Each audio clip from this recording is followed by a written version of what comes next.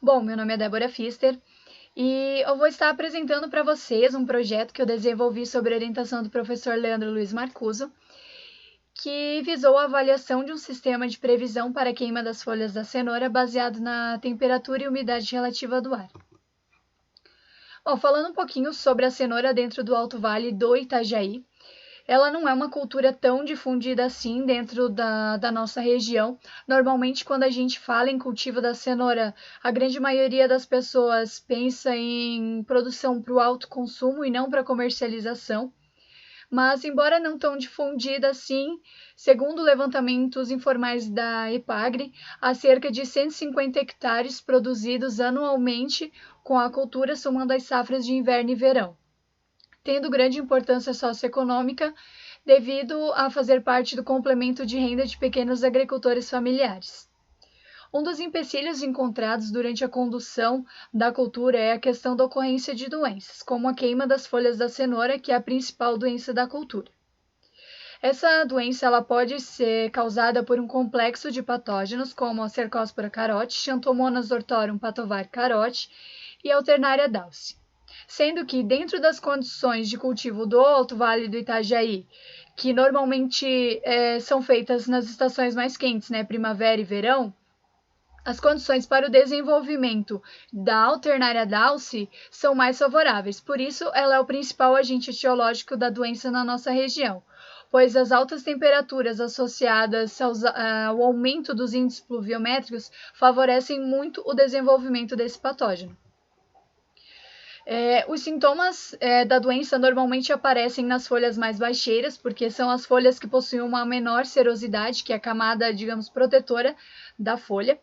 E após, então, a infecção do fungo, começam a aparecer, então, depois de um certo tempo, o amarelecimento dessa folha e vão surgindo lesões pequenas, arredondadas, de coloração acinzentada, marrom, que posteriormente vão aumentando tanto em número quanto em tamanho.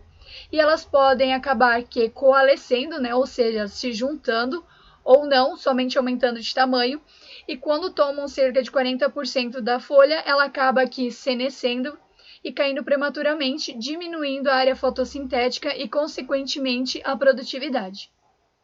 Atualmente, o principal controle dessa doença é a aplicação de fungicidas no regime de pulverizações convencionais a cada 5 e 7 dias. E o nosso trabalho ele teve como objetivo, então, avaliar o uso de um sistema de previsão para o controle da doença, tentando diminuir, então, o número de pulverizações e, posteriormente, tentar difundir para demais regiões produtoras. O experimento ele foi elaborado, então, no Instituto Federal Catarinense Campos Rio do Sul, sede, em delineamento de blocos casualizados com a cultivar de cenoura Brasília. Foram aplicados 5 tratamentos com diferentes regimes de pulverização, utilizando fungicida mancozeb mais óxido cloreto de cobre e mais a testemunha, que não conteve nenhuma aplicação de fungicidas.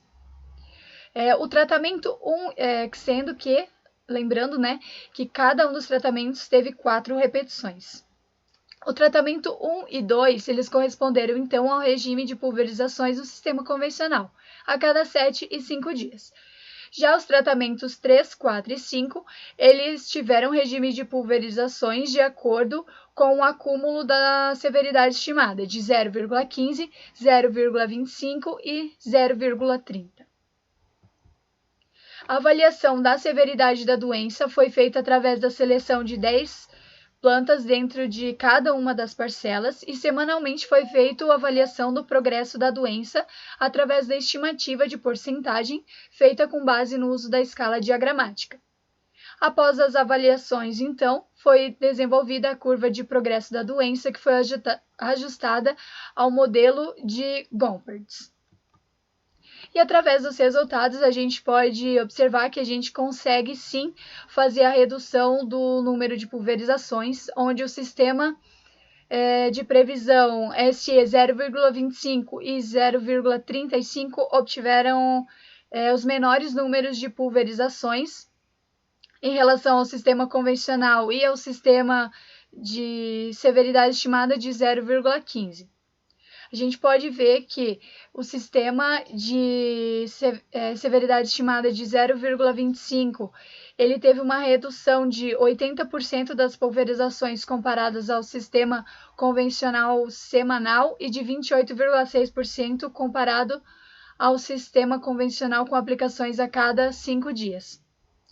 Quanto ao acúmulo de doença, a ACPD, a gente pode observar que não teve diferença significativa nesse acúmulo de doença entre os tratamentos, mesmo com a diferença no número de aplicações, podendo-se dizer então que o momento certo, a aplicação no momento certo, ela vai ter toda a diferença posteriormente no acúmulo de doença.